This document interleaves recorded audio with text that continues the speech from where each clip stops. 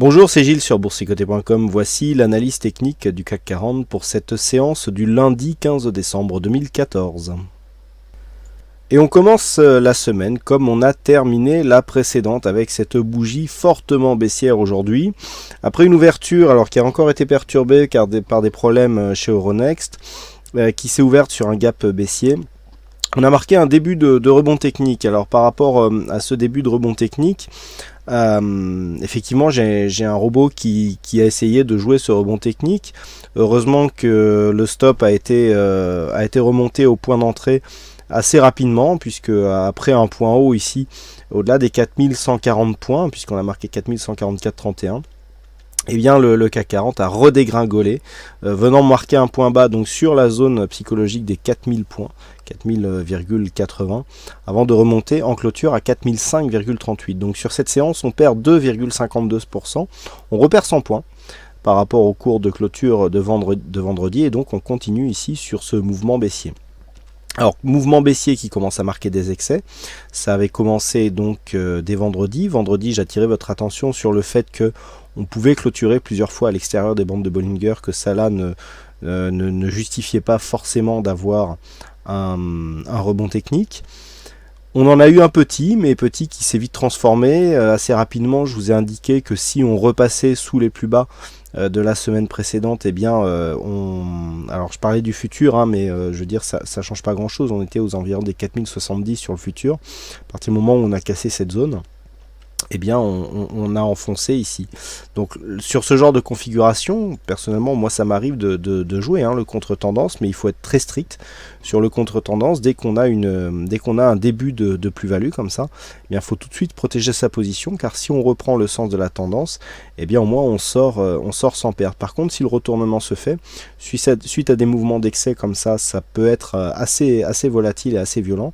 Et dans ce cas-là, et bien sûr, un rebond technique, on peut effectivement faire de jolies transactions sur ce genre de configuration. Donc pour le moment, eh bien, le rebond a été avorté. Ce qui est intéressant techniquement, c'est que nous avions ici des cours qui sont venus se poser sur le retracement des 50% de Fibonacci, donc toujours par rapport ici à cette tendance. Je vous avais dit que la zone ici critique, c'était la zone 50,61,8. Et là, le problème, c'est qu'on l'a cassé, cette zone des 61,8. On était à 4038 pour la zone des 61,8%. Et donc, on a cassé cette zone. Idem pour l'hebdomadaire. Je ne reviens pas souvent sur l'hebdomadaire en cours de semaine. On avait établi diverses possibilités. J'avais mis 4058 points à ne pas dépasser pour ne pas trop amplifier la phase de baisse. Là, on voit bien que par rapport à cette bougie qui était déjà fortement baissière, eh bien, on commence dès aujourd'hui à imprimer un gros mouvement baissier sur cette phase. On voit ici cette zone de support à 3961 qui fait désormais figure d'objectif sur la vue hebdo. Donc, on va revenir sur la vue journalière. Du point de vue des indicateurs, eh bien, on continue à descendre, donc on passe en zone de survente sur le RSI et le stochastique, donc ce qui confirme la phase d'excès. On a des volumes qui continuent à monter, donc on voit que on a une montée en puissance de cette phase de baisse. Alors attention, lorsque l'on a des volumes comme ça qui commencent à monter fortement, en général le paroxysme intervient ici sur une phase où on a des gros volumes, et ensuite vient le retournement.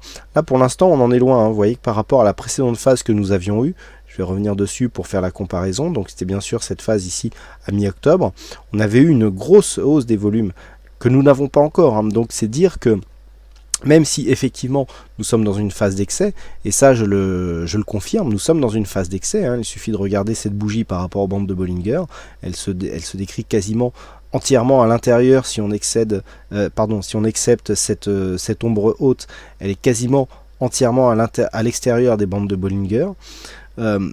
On clôture loin de cette bande de Bollinger. Vous voyez que même dans la phase précédente, il y a très peu à part cette première bougie ici, il y a très peu de bougies où on a clôturé aussi loin de cette bande de Bollinger. Ça aussi, c'est une marque d'excès.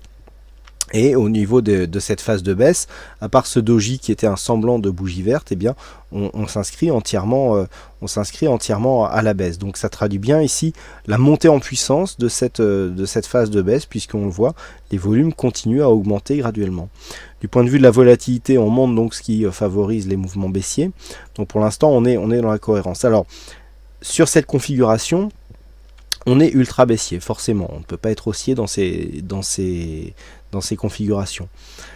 Jouer le retournement par anticipation sur un excès tel que celui-ci, c'est s'exposer à contre-tendance, c'est assez dangereux, c'est une stratégie qui implique que dès qu'il y a une plus-value conséquente qui est constatée sur un début de rebond technique, eh bien il faut absolument protéger assez rapidement sa position pour ne pas se faire stopper par une reprise du fond de la tendance. On est sur quelque chose de très puissant, on a des volumes, on a de la dynamique qui permet ici ces phases d'excès, donc attention, les prises de position à l'achat peuvent se faire, mais d'une manière très technique et surtout très maîtrisée au niveau du money management pour que même en cas de perte et donc d'accélération baissière, eh bien la perte soit la plus réduite possible par rapport au capital. Donc par contre, du point de vue de la configuration technique, donc là on est clairement baissier, le fait d'avoir attaqué ce retracement des 61,8% de Fibonacci, d'avoir clôturé sous cette zone, nous ouvre la porte à un retracement total, à savoir un objectif des 3789 points. Malgré les indicateurs qui sont tous en survente, il n'y a pour l'instant absolument aucun signal de retournement. Il n'y a pas de divergence, il n'y a pas de signal d'affaiblissement, on a des volumes qui sont croissants, on a une volatilité qui monte, même si les indicateurs ici sont en zone de survente, c'est un peu comme si l'arc était tendu, mais on n'a pas lâché la flèche, donc tant que la flèche n'est pas lâchée, il n'y a pas de retournement à jouer. Donc comment appréhender cette configuration? Eh bien c'est très simple, comme je vous l'ai indiqué, on a deux choix possibles, même si les deux ont finalement des risques qui sont différents, mais sont toutes les deux très risqués. Soit eh bien, on essaye de se placer à la hausse et dans ce cas-là, on se fixe des bornes, une réintégration des bandes de Bollinger par exemple, si on ouvre sans problème avec Euronext sur la zone de clôture que nous avons là. Alors attention, la bande de Bollinger elle aussi va descendre, donc on peut jouer une réintégration partielle sur un petit rebond technique. Par contre, dès que l'on va venir casser ici soit le plus bas d'ouverture de la séance, soit le plus bas de cette séance-ci, eh bien il y aura invalidation du rebond technique et dans ce cas-là, il faudra sortir en perte si on n'a pas eu le temps de protéger sa position ou au PRU si on a eu le temps de protéger. Et puis jouer la baisse dans ce contexte est très difficile aussi puisqu'on est dans une phase où on a déjà fortement baissé, on a des indicateurs qui sont en survente donc qui ne favorisent pas forcément la poursuite. Donc quelque part, dans bien des cas, à moins d'avoir une technique bien maîtrisée, eh bien, il est fortement conseillé de rester en dehors ou alors, effectivement, comme je le dis souvent en période de haute volatilité, de jouer des écarts mais avec des expositions réduites et avec des stops beaucoup plus éloignés que ce qu'il y a habituellement. Cela s'explique par le surplus de volatilité. Si vous voulez rester dans des mêmes niveaux de risque que sur des marchés, je dirais un peu plus normaux, lorsque l'on a une volatilité ici, alors là on a des phases de volatilité avec entre 2, 3, 4% de volatilité intraday, et bien dans ce cas là, par rapport à une phase où on est sur des volatilités moyennes entre 1,5%, et bien on multiplie l'écart de ces stops par 2 et on divise donc son exposition par 2 pour rester à risque équivalent.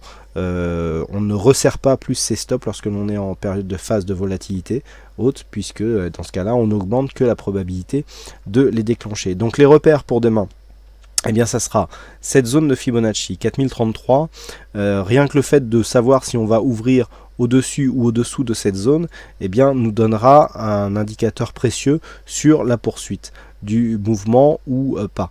Un retour possible ici sur 4109 pourrait nous donner déjà un premier élément. Le fait de savoir que cette zone était une précédente zone majeure que l'on est venu s'appuyer, sur laquelle on est venu s'appuyer vendredi, on a ouvert sous cette zone aujourd'hui, on est venu la tester, on l'a enfoncé même, mais on est reparti. Et bien c'est cette zone qui fait figure d'objectif dans le cas d'un rebond technique. À la baisse, dès que l'on va venir casser cette zone des 4000 points, il y aura un double effet. Déjà le fait que nous cassons le plus bas significatif de la séance du jour, donc on entretient la loi de dos dans le fait qu'on continue à avoir des plus hauts et des plus bas inférieurs au précédent, et puis 4000 points étant une zone ronde, eh bien ça peut avoir un impact psychologique qui donnera lieu à des accélérations baissières, puisque lorsque l'on casse en général des seuils techniques qui tombent sur des chiffres ronds, il y a un effet psychologique qui se rajoute à l'effet technique qui nous donne déjà une orientation fortement baissière. Voilà donc ce que l'on peut dire sur cette analyse technique du CAC 40. Donc aujourd'hui, il y avait un fixing, c'est Titi qui gagne sur cette séance, donc bravo à toi Titi.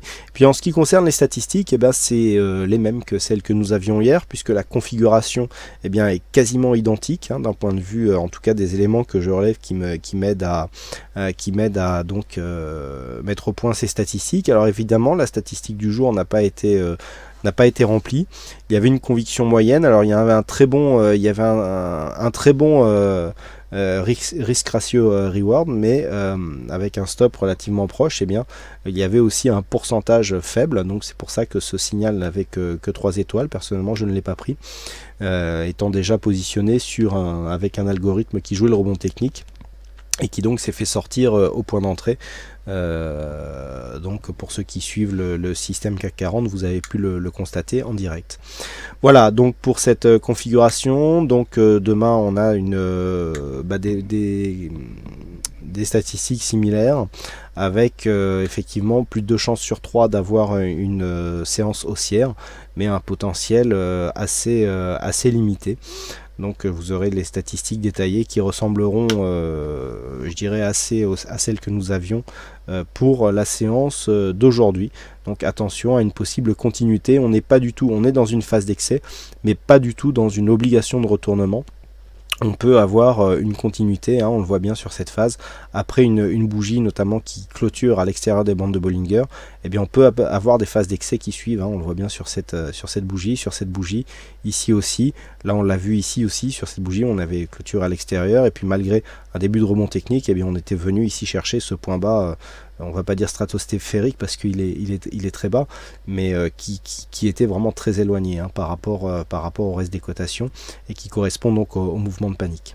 Voilà donc ce que l'on peut dire sur cette analyse technique du CAC 40. Il ne me reste plus qu'à vous souhaiter à toutes et à tous bonne chance dans vos prochains trades, en espérant qu'il n'y ait pas trop de casse dans les portefeuilles, et donc on se retrouve dès demain pour d'autres analyses techniques sur le site boursicoté.com. Et donc n'oubliez pas, en période de forte volatilité, on réduit ses expositions et on augmente la taille de ses stops. Voilà, bonne soirée à tous et à demain pour de prochaines analyses.